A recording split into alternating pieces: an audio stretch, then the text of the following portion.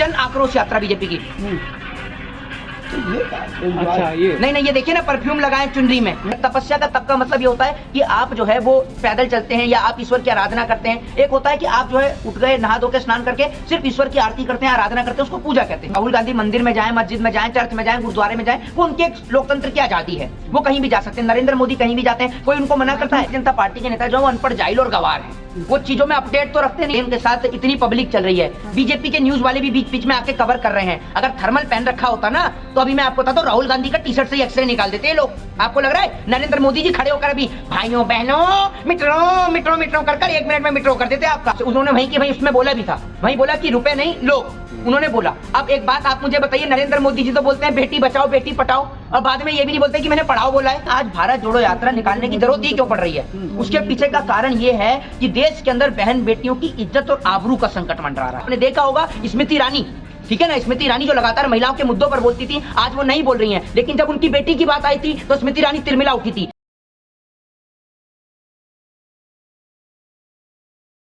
तमाम संत महात्मा सड़कों पर आ गए हैं कि पुजारियों का अपमान किया राहुल गांधी ने और वो माफी मांगे, ऐसी चर्चा चल रही है। कैसी बात कर रहे हैं आप, और किस प्रकार की सोच आप मन के अंदर लेकर चल रही है, मुझे बताइए पहले। मेरे को तो इतना पता है कि राहुल गांधी को अयोध्या के बहुत सारे साधु और संतों ने लेटर लिखा है, और उसमें ये लिखा है कि भारत जोड़ो यात्रा को उन्होंने सही ठहराया है। और आप दूसरी ओर कह रहे हैं कि जंतर मंतर पर साधु संत आए हैं, तो ये कौन से साधु संत हैं ये बताइए ना आप मुझे। ये भाजपा वाले सरकारी हिंदू साधु संत हैं क्या?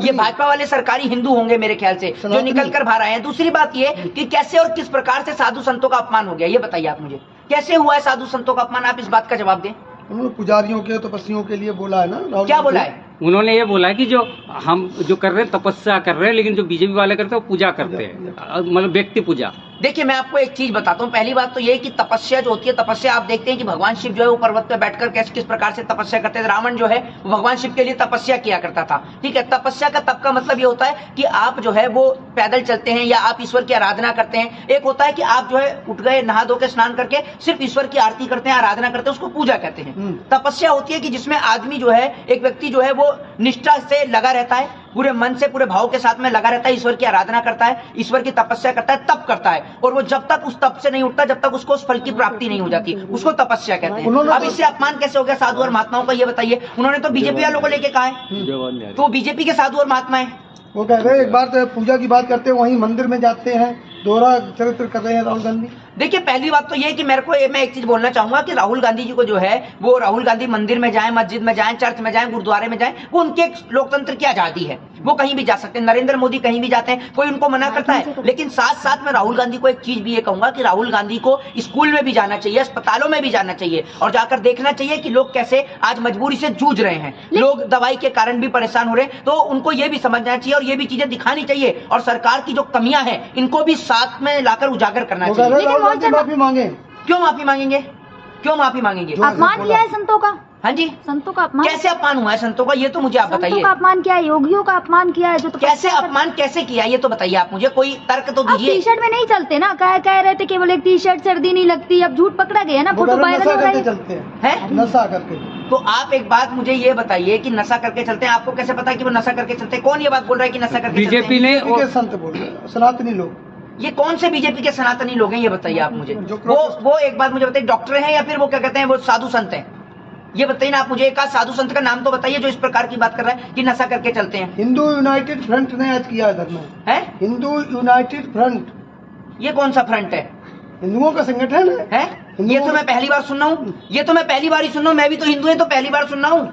इस देश में नमूनों की कमी ही नहीं है। मतलब मोहित जी, वो टी शर्ट के साथ में कोकीन का फोटो लगा के वो बोल रहे कि ये पीने के खाने से ठंड नहीं लगती, वो टी शर्ट। अभी मैं आपको एक चीज बता दूं, देखो भारतीय जनता पार्टी के नेता जो वो अनपढ़, जाहिल और गवार हैं, वो चीजों में अपडेट तो रखते नहीं है। राहुल गांधी ने अपनी टी शर्ट का भी खुलासा किया है। राहुल गांधी ने एक बात बोली है कि जब वो मध्य प्रदेश से उनकी भारत जोड़ो यात्रा निकल रही थी तो कुछ छोटी छोटी बच्चियां उनके पास तस्वीर लेने के लिए आती हैं, और जब तस्वीर लेने के लिए वो उन बच्चियों को गोदी में उठाते हैं तो एक बच्ची ने पतली सी टी शर्ट डाल रखी होती है और वो बच्ची कांप रही होती है, जिसके कारण राहुल गांधी ये कहते हैं कि जब तक मैं कांपूंगा नहीं तब तक मैं टी शर्ट में ही चलूंगा, जिस कारण राहुल गांधी जो है वो टी शर्ट में चलते हैं। अब बीजेपी वाले कह रहे हैं कि भैया वो कोकीन लेते हैं, मुझे लगता है कि बीजेपी वाले ही ज्यादा कोकीन लेते होंगे क्योंकि इन्हीं के राज्य में गुजरात में ही सबसे ज्यादा ड्रग्स पकड़ा जाता है। आपने देखा होगा कि पोर्ट पे किस तरीके से लाखों करोड़ों खरबों रुपए का ड्रग्स पकड़ा गया, देखा था ना आपने। तो इनके राज्य में ही ड्रग्स पकड़ा जाता है। जहरीली शराब पीने से गुजरात में लोग मरते हैं, तो ड्रग्स और शराब तो आप पीते हैं, तो आप लोग ड्रग्स और शराब पी के ही चलते होंगे। और आप लोग और सुन लीजिए, एक और तो भारत जोड़ो यात्रा चल रही है, दूसरी ओर भाजपा के नेताओं की देखिए कितनी जबरदस्त यात्रा चल रही है। यात्रा बहुत जरूरी है देश को दिखाने के लिए कि बहुत ही जबरदस्त बीजेपी के नेताओं की जो यात्रा है ना, ये ऐसी यात्रा है कि जो अपने आप पोल खोल देगी और आपको अपने आप समझ में आ जाएगा कि नशा करके कौन चल रहा है, शराब पी के कौन चल रहा है, कोकीन लेके कौन चल रहा है, आपको साफ समझ में आ जाएगा। ये देखिए मैं आपको दिखा रहा हूँ, मैं आपको दिखा देता हूँ। ये चल रही है भारतीय जनता पार्टी की जन महासभा करके है, देशभक्तों पर उंगली उठाते हो। ये देखिए ये जन आक्रोश यात्रा बीजेपी की।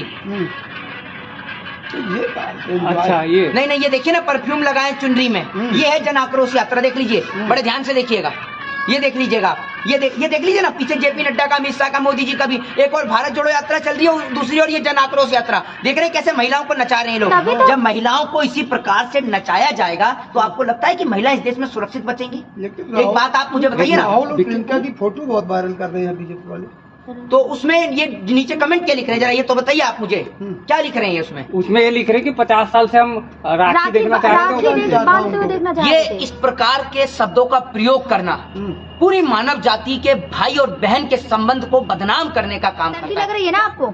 जी सर्दी लग रही है? देखिए सर्दी आपको नहीं लगती है क्या, ये बताइए आप मुझे।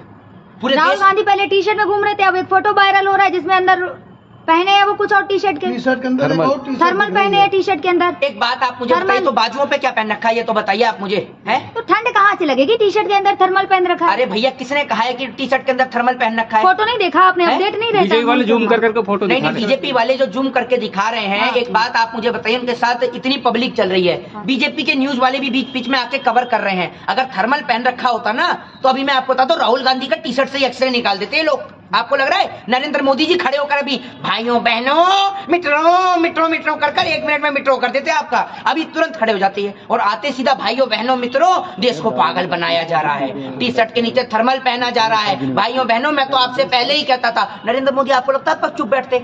नरेंद्र मोदी आतंक मचा चुके होते, पूरे देश में आतंक मचा चुके होते। आप ये बात समझिए। अगर आपको लग रहा है ये आईटी सेल वाले, जब ये बयान नरेंद्र मोदी जी का था, आलू से सोना बनाने वाला बयान, इस बयान को डाइवर्ट कर दिया राहुल गांधी की। अभी एक राहुल गांधी जी का बयान वहाँ पे हरियाणा में दिया ना, उन्होंने बोला 140 करोड़ रुपए जनता है हमारे में, उसको भी ट्वीट कर रहे हैं। लोगों की जगह वो रुपए क्या गए, 140 करोड़ सुधार कर लिए। मैं क्या बोलता हूँ आपसे, उन्होंने वही उसमें बोला भी था, वही बोला कि रुपए नहीं लोग, उन्होंने बोला। अब एक बात आप मुझे बताइए, नरेंद्र मोदी जी तो बोलते हैं बेटी बचाओ बेटी पढ़ाओ, और बाद में ये भी नहीं बोलते कि मैंने पढ़ाओ बोला है। और एक बात आप मुझे बताइए, चलिए ये तो आप समझ सकते हैं कि एक शब्द स्पेलिंग उन्होंने मिस्टेक हो सकती है बोलने में, और वहीं की वहीं उसको ठीक किया गया। लेकिन सुनिए, ये मैं क्या बोलता हूँ आपसे, ये मिस्टेक नहीं होती है कि जब अमित शाह, गृह मंत्री अमित शाह बोलते हैं कि जो 10वीं करने के बाद 12वीं करने का 10वीं में एडमिशन लेगा उसको लैपटॉप दिया जाएगा। अमित शाह को ये नहीं पता कि 10वीं पहले होती है 12वीं पहले होती है, तो आप उनसे क्या उम्मीद लगा सकते हैं?